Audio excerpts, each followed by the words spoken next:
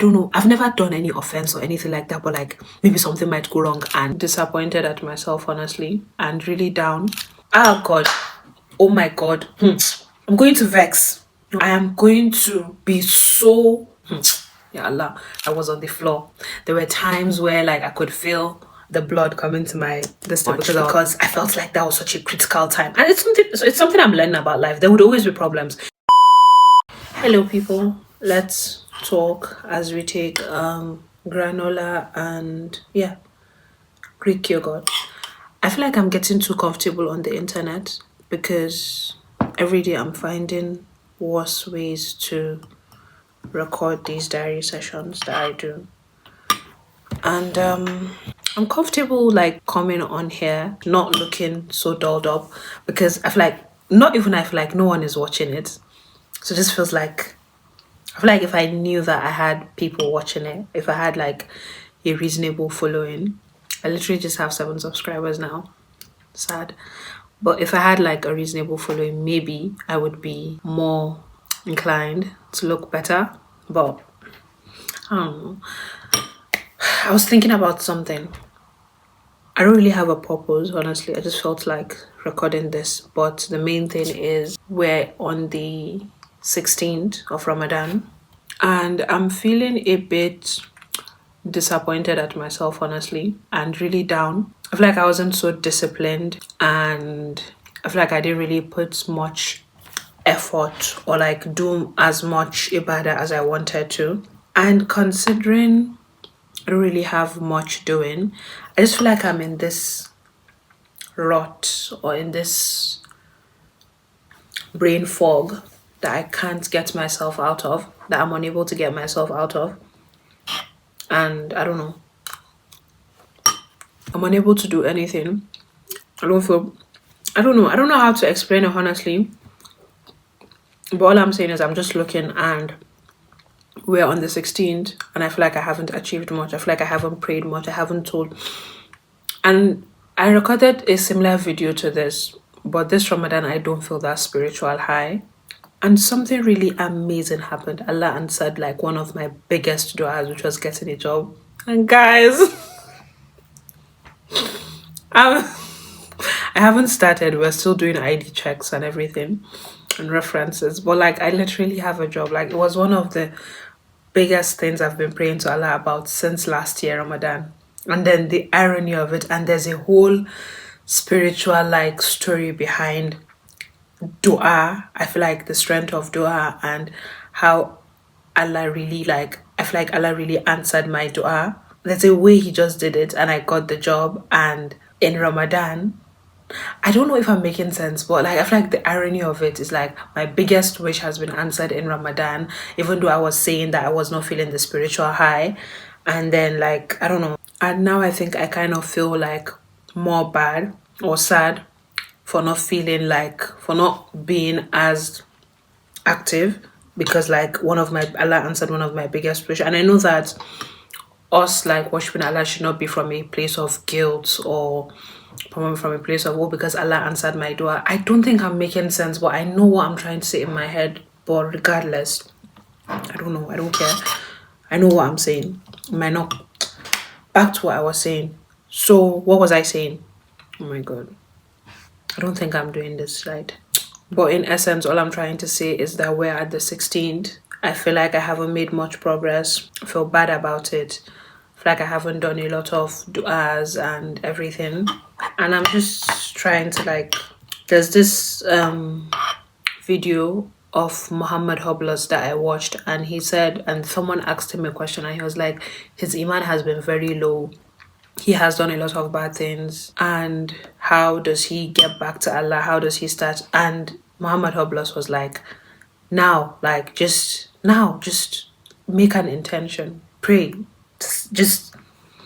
And I always try to remind myself, and it's not like I've done like horrible things, but I just feel like I haven't been on my A game. I just feel like, and then another thing that I'm feeling guilty is that I feel like with what Allah has done for me, the mercy that he has shown me with this job that he has given me, something I have been at the perfect time, the perfect type that I want, the location that I wanted.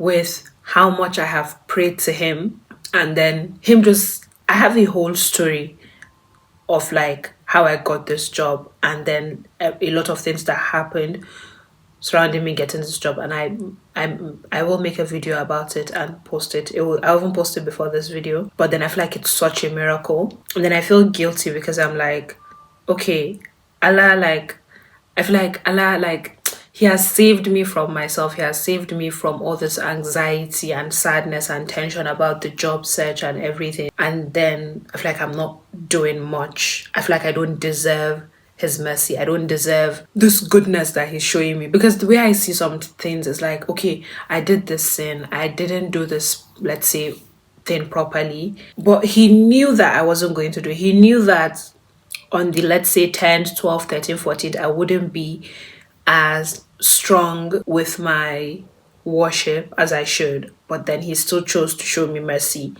and give me that thing that I wanted. Because I can clearly remember when I came back from that job interview and I was crying, and I was like, I was on the floor there, and I spent 2 hours like, I was fasting then also. I was like, yeah, Allah, I'm done. Like, I'm so tired, please.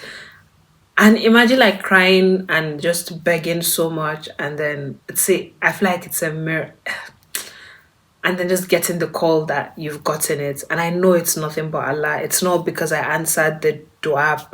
It's not because I answered the questions properly or I was smart enough. It's nothing. I know it is those prayers that I prayed, all and an accumulation of all those duas that I made. And then I feel like he knew that days later that I wouldn't be on my A game. He knew that I would fall off track. He knew that I would not read Quran when I said I was going to read Quran. He knew that I would do all those things, but he still chose to show me mercy.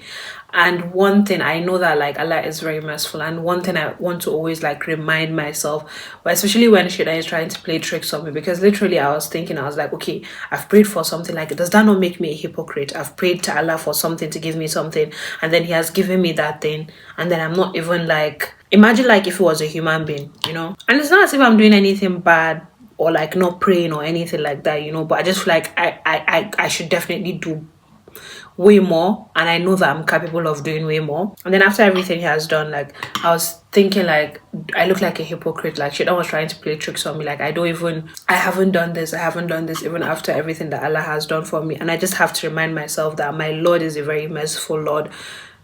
In whatever way I come, no matter how many sins I make, he wants me to come back to him.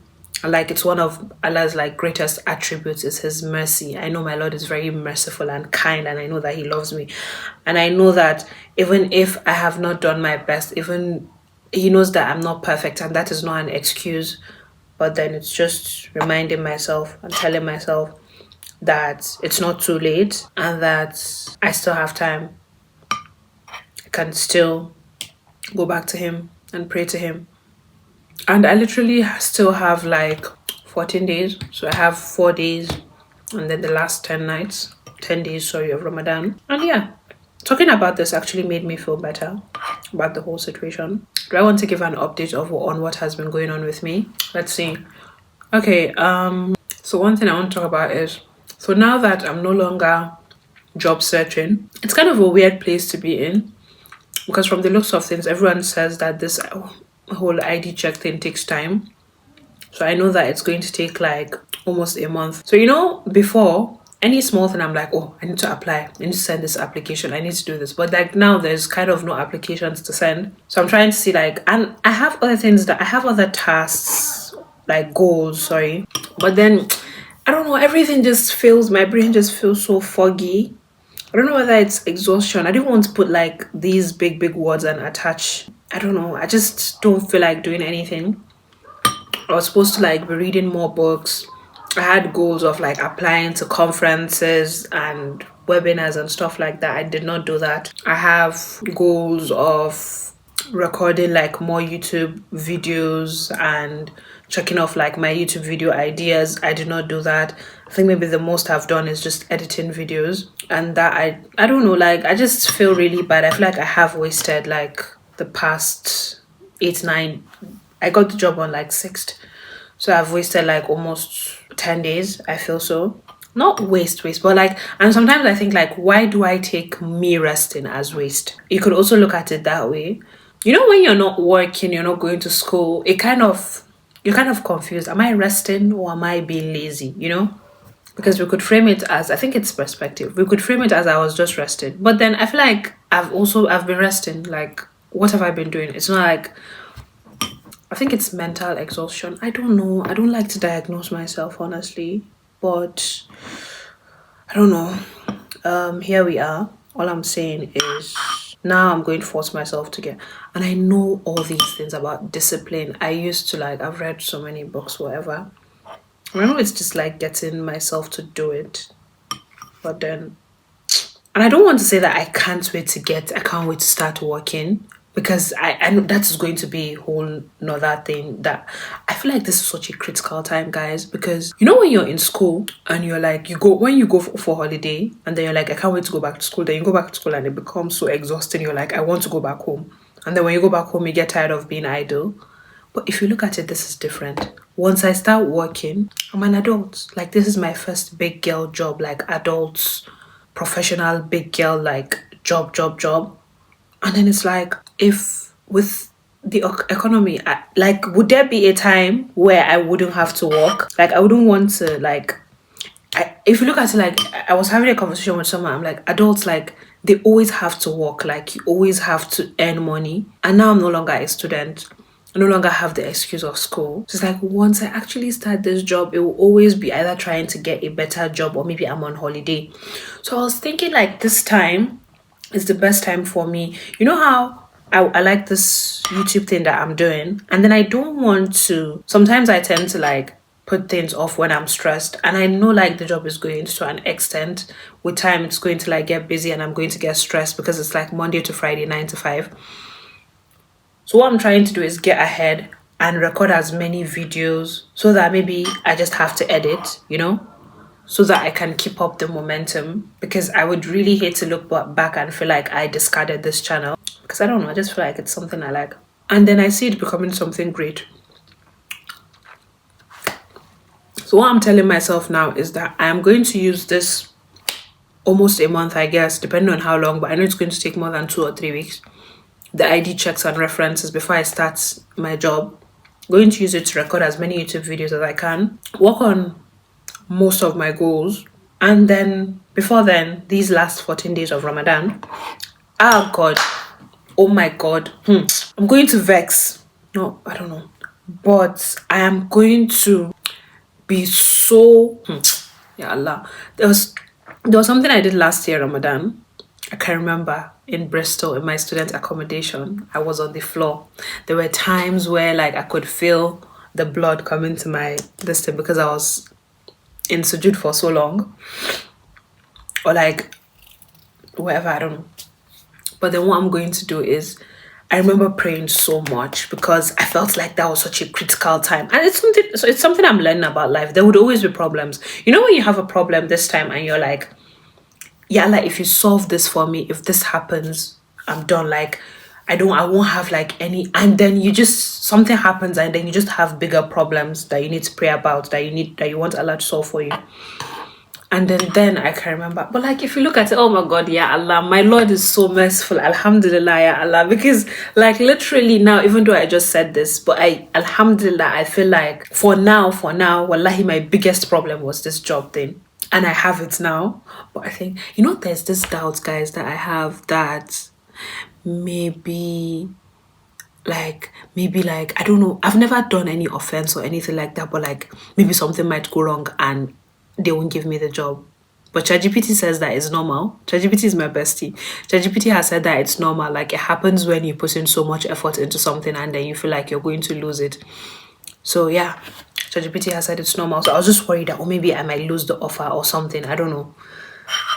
But yeah, back to what I was saying. So when I was in Bristol, like last Ramadan, I prayed so much because that was like a very transitional phase. That was when I was writing my exams. I had not even started my dissertation. I was thinking about whether I would graduate. I think I had to like pray for so many things. Pray for like where I would stay after like my student accommodation expires. the accommodation, there's accommodation crisis in the whole of UK, and Bristol is even worse because, and then I was thinking like, where am I going to stay? Where am I going to find a place? And then like, am I going to pass my dissertation? I don't want to repeat. I don't want to resit any course. Am I going to pass my exams? Am I going to be able to apply for my post-study visa? I mean, like a whole lot of things. There was so much to pray about. And then I wanted my dad to be on the same wavelength with me about like me staying back for even if it is like a while after like my masters, because sometimes when we're talking he's like, okay, when you're done with your masters then you come back to Nigeria, and I'm like, yes daddy. So it's like I added him in my prayers. I'm like, yeah Allah, let him, because I'm so obedient. Like my dad brought me here, so even though I don't want to go back, it's not as if I don't want to go back to Nigeria, but they're like, not now. I feel like I have put in so much effort, so much effort and resources have been put into me coming here, and I feel like it's just the money that was spent and then I'll just go back to Nigeria, you know. So I definitely wanted my dad, I definitely wanted to, at least to an extent, just have something, like get something out of this masters that I did out of the country, at least get some experience or something like that. So I had to like pray so much to hope and pray that like everything aligned, and then my dad would be on the same page and would want me on his own to stay. And then it happened that way. And then looking back, wallahi, I said it, I have a whole list, and then everything, like majority, everything was ticked on that list. If I look back at it, I'm literally going to cry. But I sat down and I wrote a list of everything that I want. And then it happened, like all my du'as were answered one way or the other, some earlier, some later. And then I think I made a similar video. I was saying something like this, and I was saying that the only one that hasn't been answered has the job and I think two other things. I can't remember what the two other things were, but then they are most definitely not that important if I can't remember them, but I can remember the job one. And then less than a month, I made that video. It hasn't been 2 weeks or 3 weeks. And then like this year Ramadan, like I got the job. I feel like it's so beautiful that I got the job in Ramadan. Kai, alhamdulillah.